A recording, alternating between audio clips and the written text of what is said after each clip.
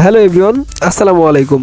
তো welcome to my another blog. তো ঢাকা শহরে এসেছি, সকালবেলা আমি কি নাস্তা করলাম এবং দুপুরে কি করলাম দেখতে পাবেন আজকের এই ভিডিওতে। তো এখন আমার ঘড়িতে বাজে সকাল 8:40, এখন আমি যাবো সকালে নাস্তা করতে। তো চলুন যাওয়া যাক।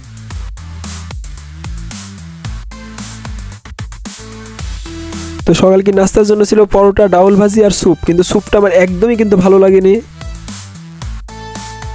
মাংসের পিসটা কিন্তু এখানে বড়ই ছিল, কিন্তু একটুও কিন্তু খেতে ভালো না। দু একবার খেয়ে কিন্তু আমি রেখে দিয়ে চলে এসেছি।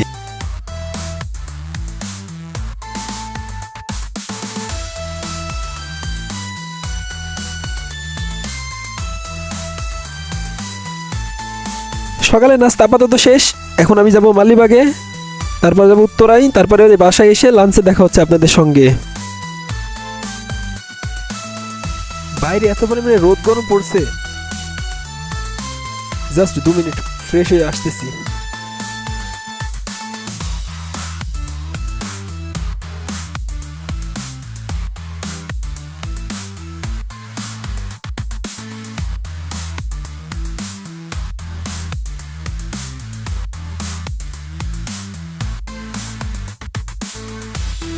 তো এখন যাবো লাঞ্চ করতে।